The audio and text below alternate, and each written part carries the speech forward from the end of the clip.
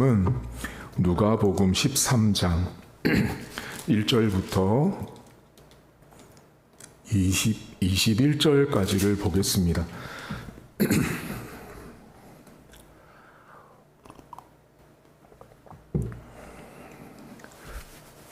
누가복음 13장 1절입니다.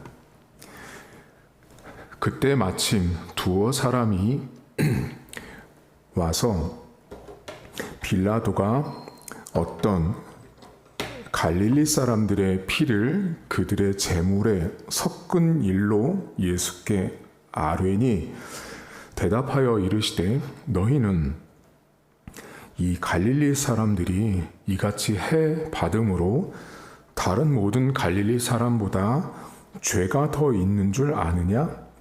너희에게 이르노니 아니라 너희도 만일 회개하지 아니하면 다 이와 같이 망하리라. 또 실로암에서 망대가 무너져 치어 죽은 18사람이 예루살렘에 거한 다른 모든 사람보다 죄가 더 있는 줄 아느냐? 너희에게 이르노니 아니라 너희도 만일 회개하지 아니하면 다 이와 같이 망하리라. 이에 비유로 말씀하시되 한 사람이 포도원에 무화과 나무를 심은 것이 있더니 와서 그 열매를 구하였으나 얻지 못한지라.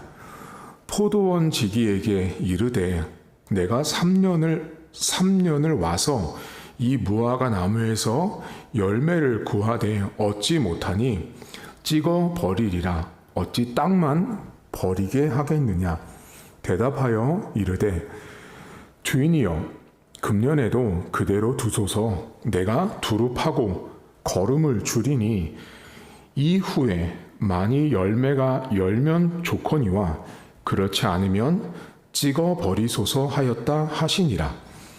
예수께서 안식일에 한 회당에서 가르치실 때에 18해 동안이나 귀신 들려 앓으며 꼬부라져 조금도 펴지 못하는 한 여자가 있더라. 예수께서 보시고 불러 이르시되 여자여 내가 내 병에서 놓였다 하시고 안수하시니 여자가 곧 펴고 하나님께 영광을 돌리는지라. 회당장이 예수께서 안식일에 병 고치는 것을 분내어 무리에게 이르되 일할 날이 엿새나 있으니 그 동안에 와서 고침을 받을 것이요 안식일에는 하지 말 것이니라 하거늘 주께서 대답하여 이르시되 외식하는 자들아 너희가 각각 안식일에 자기의 소나 나귀를 외양간에서 풀어내어 이끌고 가서 물을 먹이지 아니하느냐? 그러면 18해 동안 사탄에게 매임받은 이 아브라함의 딸을 안식일에 이 매임에서 푸는 것이 합당하지 아니하냐?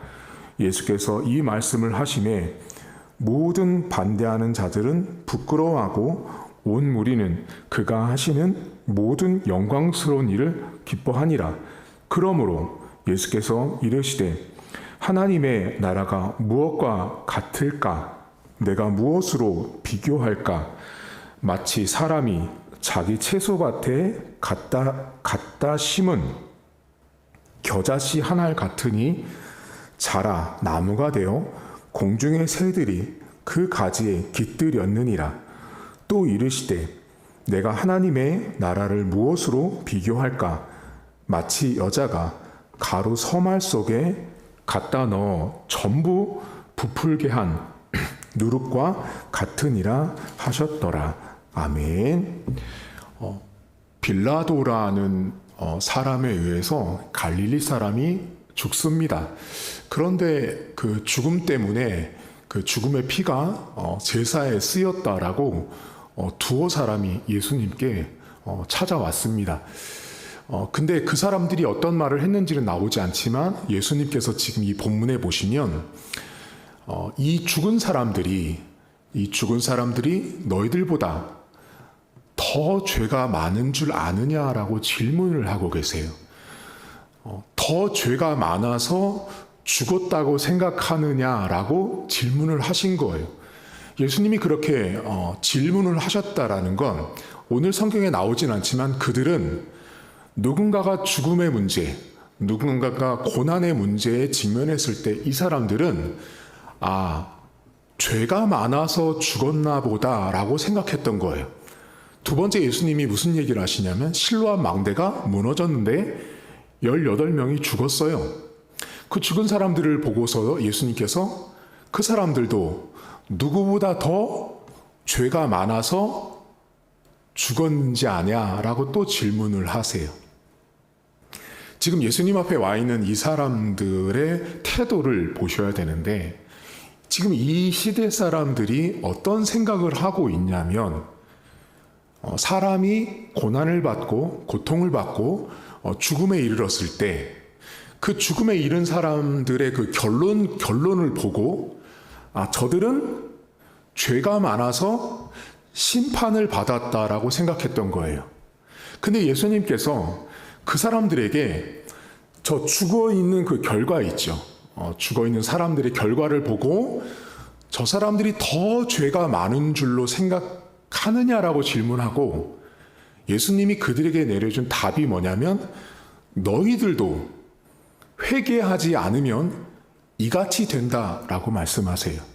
그러니까 지금 예수님은 이 망대에서 죽었던 18명의 사건을 바라보고 있는 그 시대 사람들, 그리고 누군가가 빌라도에게 죽어서 그 피가 제물에 쓰여졌던 그 사건을 보고 저 사람들은 죄가 많아서 심판을 받았나 보다라고 생각하는 그들에게 예수님은 무슨 얘기를 하셨냐면 회개부터 해라고 말씀하신 거예요.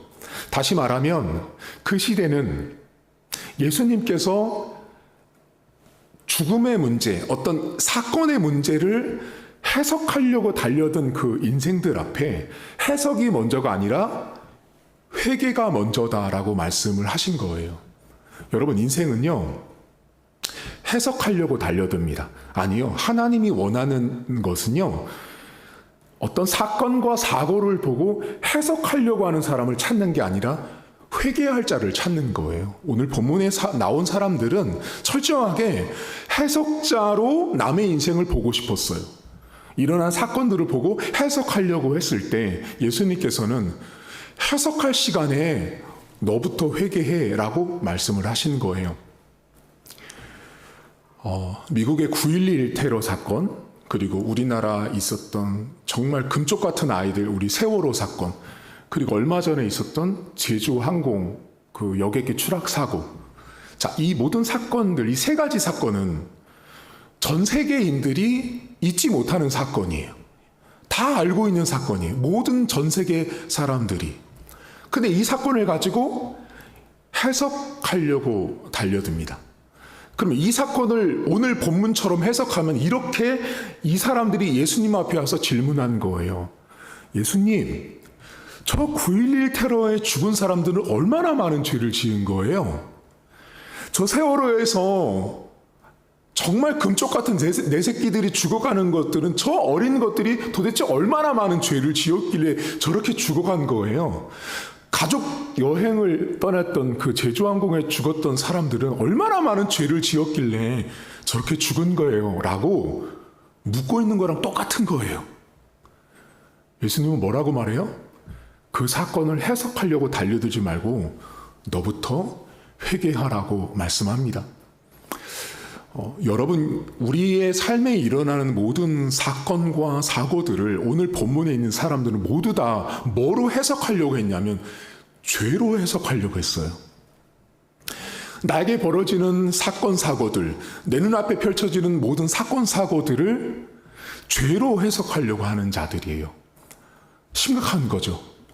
더 심각한 거 있는데, 예를 들면 1, 2차 세계대전들, 또 미국에 있었던 무슨 대공황들, 이런 사건들 있잖아요. 그리고 우리나라 6.25 전쟁, 일제 침략 사건, 그리고 신사참배 사건들, 이런 것들 있잖아요.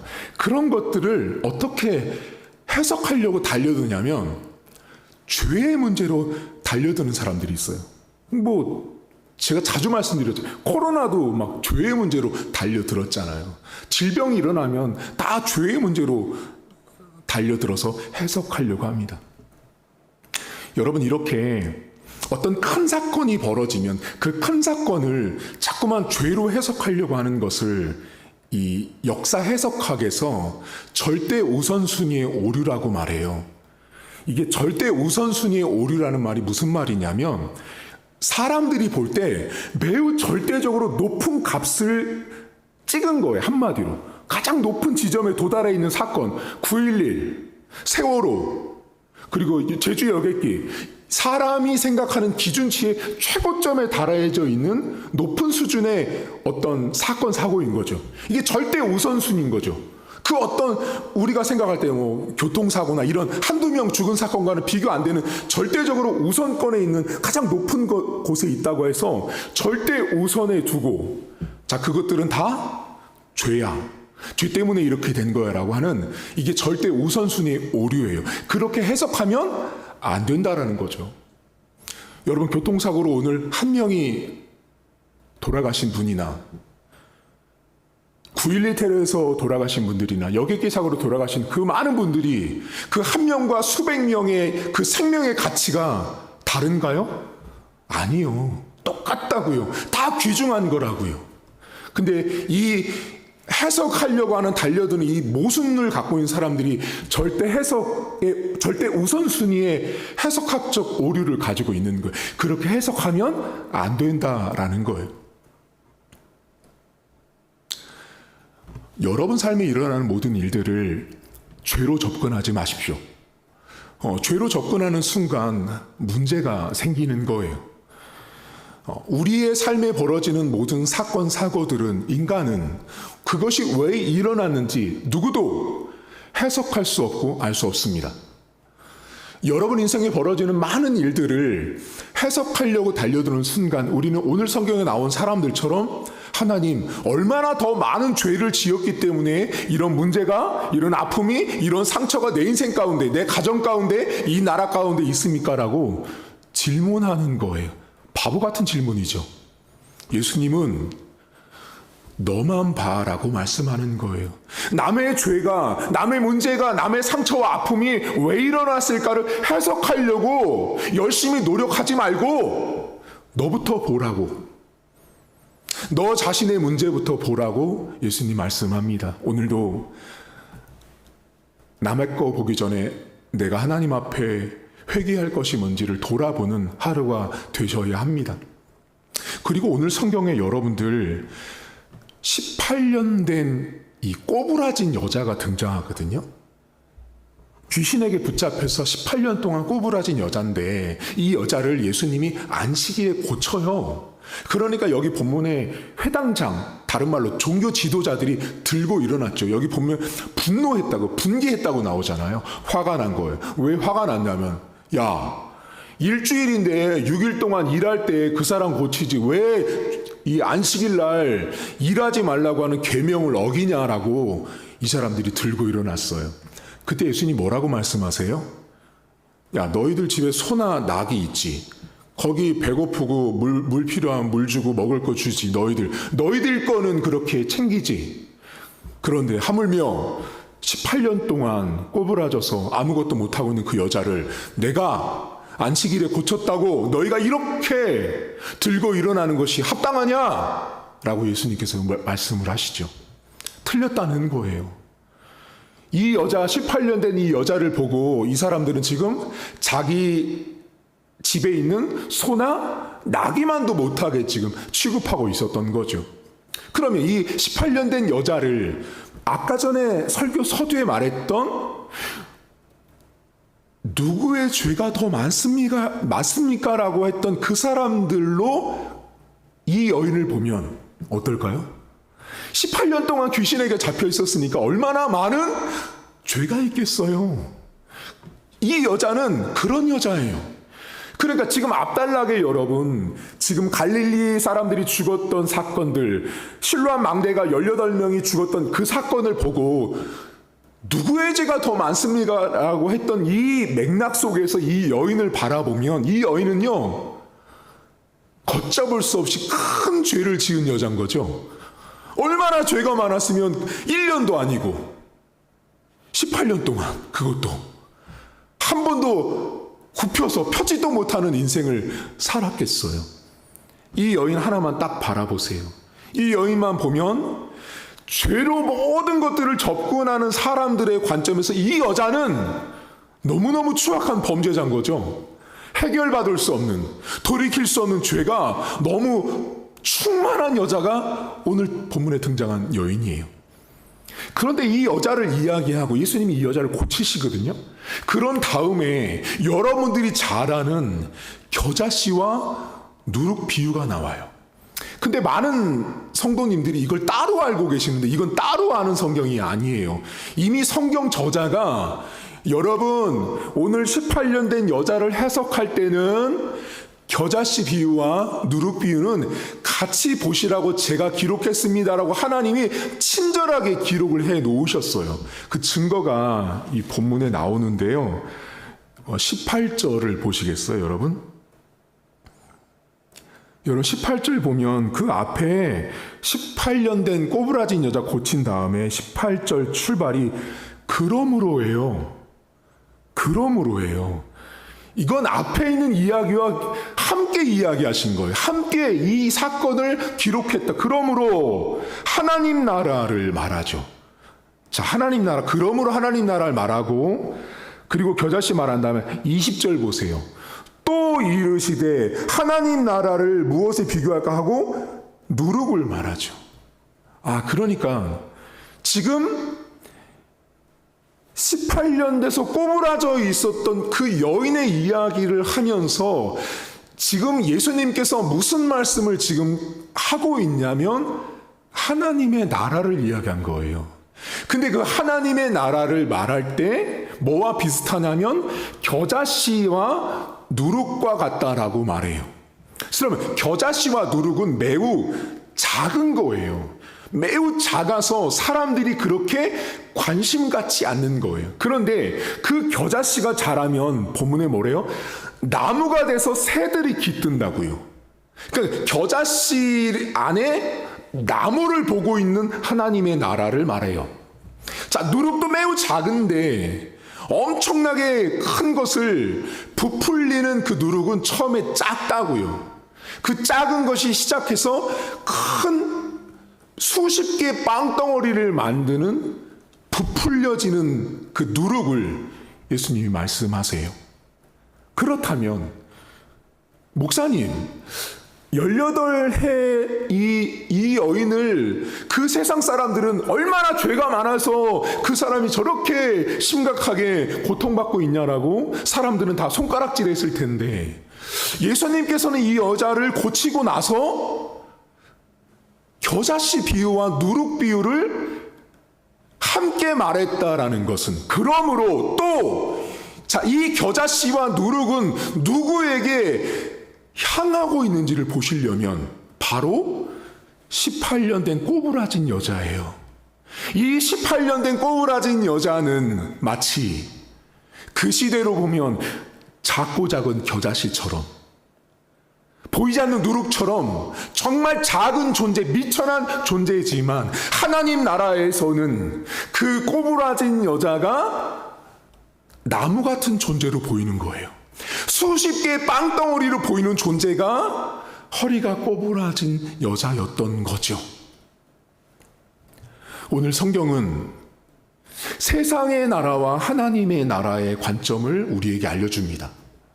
세상의 나라에 눈을 가지고 있는 사람들은 상처받고 아파하고 힘들어하고 있는 사람들을 보면 얼마나 많은 죄 때문에 저렇게 고난받고 있냐라고 세상적인 눈을 가지고 있는 사람들은 판단합니다. 근데 하나님의 눈을 가지고 있는 사람들은 그 18년 되고 고생하고 있는 그 여자를 볼 때 뭐를 봐요? 나무를 보는 거예요. 부풀어진 빵을 보는 거예요. 수십 개의 빵이 만들어져서 누군가는 먹고 풍족해 할 것들을 바라보는 그 사람이 하나님 나라 백성이라는 거예요. 여러분, 오늘 우리는 저와 여러분들은 하나님 나라 안에서 살고 있는 18년 된 여자와 같은 존재라는 걸 인정하셔야 돼요. 이 본문에 나와 있는 사람이 멀리 있는 사람이 아니에요. 여기 그렇게도 사람들이 핀잔 주고 그렇게도 사람들이 인정하지 않았던 18년 된 꼬부라진 여자가 곧 저와 여러분이라고요. 저와 여러분인데 하나님이 저와 여러분 안에서 뭐를 보신 거예요? 우리가 복음을 믿는 순간부터 우리 안에 우리 인생 가운데 나무를 만들어 주시고 나를 통해서 누군가가 먹여지는 역사를 하나님이 만들어 가신다라는 거예요. 그것이 하나님 나라 백성이에요. 여러분, 우리는 오늘도 내 자신을 바라보고 내 삶에 벌어지는 수많은 사건 사고들을 바라볼 때 무슨 죄가 저렇게 많아서요? 라고 질문하지 마세요. 그것처럼 멍청하고 비성경적이고 신앙도 없는 그런 발언이 없는 거예요. 오늘 예수님은 우리에게 뭐를 알려줘요? 그 꼬부라진 18년 된 여자를 보고 얼마나 많은 죄를 지었길래가 아니라 나무를 보고 계시는 주님의 눈을 보셔야 되는 거예요. 그 부풀어진 그 반죽 큰 그릇 안에서 수십 개, 수백 개의 빵덩어리가 나올 그 인생으로 바라보시는 주님의 눈을 갖고 계셔야 되는 거예요. 내가 오늘도 신앙인, 신자로 교회를 다닌다라는 것은 나무를 볼 수 있는 사람으로 살아가십시오. 큰 빵덩어리 만들어질 그 여인으로 바라보십시오. 저와 여러분들은 미천한 사람들이에요. 그래서 여러분, 교만할 것도 없어요. 잘난 척 할 것도 없어요. 저와 여러분 모두는 다 그렇게 18년 된 꼬부라진 여자 같은 인생이었답니다. 그런 저와 여러분들을 하나님 나라 백성으로 불러주셔서 나 같은 사람에게 나무를 보신 거예요. 나 같은 사람에게 누군가에게 빵을 나눠줄 것을 바라보신 거예요. 여러분 감사하지 않으세요? 내가 그런 존재로 하나님 눈에 보여졌는데 왜 남을, 다른 사람을, 다른 사건 사고를 바라보면서 얼마나 많은 죄를 지었길래 저렇게 9.11 테러가 일어났는지, 어떻게 세월호 참사가 일어났는지, 어떻게 제주항공이 무너졌는지, 그렇게 세상을 바라보는 태도는 세상 사람들도 그렇게 바라보지 않아요, 여러분. 그런데 이상하게 왜 기독교인들이 문제만 터지면, 아픔이 생기면 오늘 성경에 나온 사람들처럼 다 죄로 문제를 해석하려고 하는, 절대 우선순위 오류를 범하는 자들이 너무나 많다라는 거예요. 오늘도 저와 여러분들은 나무입니다. 저와 여러분들은 아주 작은 누룩이지만 많은 사람들을 먹일 빵덩어리예요. 그걸 바라보세요. 내 주변에 있는 내 가족들, 내 일가 친척들, 우리 성도들을 바라볼 때 저 사람은 나무 같은 존재야. 저 사람은 많은 빵을 만들어낼 존재야. 그렇게 바라보는 인생이 되십시오. 그래야 세상의 눈이 아닌 하나님 나라의 백성다운 삶을 살아간다라는 것입니다. 오늘도 주의 백성으로 살아가는, 나무를 보고 빵을 볼 줄 아는 그런 저와 여러분 될 수 있기를 주님의 이름으로 축복합니다. 하나님 아버지, 세상이 많이 혼탁하다 보니 자꾸만 원인과 결과를 찾는 시대가 됐고, 논리를 추구하는 시대가 됐고, 합리성을 추구하는 시대가 됐습니다. 그 출발은 계몽주의라고 하는 이성을 중시했던 시대로부터 거슬러 올라갑니다. 하나님, 사람들이 생각 좀 한다고, 이성을 가지고 있다고, 좀 똑똑하다고, 좀 배웠다고 해석하려고 달려듭니다. 인생 가운데 벌어지는 수많은 사건, 사고와 일들을 해석하려고 달려들 때 주님께서는 우리에게 해석자가 되지 말고 회개하는 자가 되라고 말씀합니다. 하나님, 우리가 인생을 살면서 너무나 큰 실수를 합니다. 내 인생에 벌어지는, 우리 주변에 벌어지는 많은 일들을 바라볼 때마다 우리는 해석하려고만 하지 내가 회개하려고 하지는 않습니다. 하나님, 오늘도 누군가의 죄를 볼 것이 아니라, 누군가가 얼마나 많은 죄를 지었길래라가 아니라 내가 하나님 앞에 회개할 것이 뭔지를 먼저 돌아보는 하루가 될 수 있도록 도와주시고, 이렇게 죄만을 바라보는 인생들이 볼 때 18년 된 꼬부라진 여자는 얼마나 많은 죄를 지었겠습니까? 하지만 주님은 그 여자에게서 그런 죄를 본 것이 아니라 나무를 보셨고 수많은 빵들을 보셨습니다. 하나님, 오늘도 하나님이 나를 먼저 선택하시고 내가 복음의 은혜를 누렸을 때 하나님이 나를 통하여 나무를 바라보시고 내 인생 가운데 내 가정을 통하여 내 자녀를 통하여 세대를 깃드는 그늘을 만들어내는 인생으로 우리를 불러주셨습니다. 그것이 하나님의 자녀요 하나님의 백성인 것입니다. 하나님, 오늘도 내가 나무라는 사실을 기억하게 하옵소서. 오늘도 내가 빵을 만들어내는 비록 적은 누룩이지만 언젠가는 수많은 사람들을 먹이는 그런 귀한 역할을 감당하는 존재가 될 수 있다는 사실을 우리 성도들이 믿고 오늘 하루를 살아가게 하옵소서. 주님, 오늘도 하나님의 백성다운 삶을 살아가게 하시고 세상적인 눈으로 인생에 벌어지는 수많은 일들과 사건 사고들을 바라보는 것이 아니라 하나님의 눈과 마음을 가지고 내 가정과 내 자녀와 우리 교회를 바라보면서 나무를 볼 줄 아는 사람들, 빵을 볼 줄 아는 사람들로 오늘을 살아갈 수 있도록 우리 성도들 하나님 축복해 주옵소서. 감사드리며 예수님의 이름으로 기도하옵나이다. 아멘. 하늘에 계신 우리 아버지, 아버지의 이름을 거룩하게 하시며 아버지의 나라가 오게 하시며 아버지의 뜻이 하늘에서와 같이 땅에서도 이루어지게 하소서. 오늘 우리에게 일용할 양식을 주시고 우리가 우리에게 잘못한 사람을 용서하여 준 것 같이 우리 죄를 용서하여 주시고 우리를 시험에 빠지지 않게 하시고 악에서 구하소서. 나라와 권능과 영광이 영원히 아버지의 것입니다. 아멘.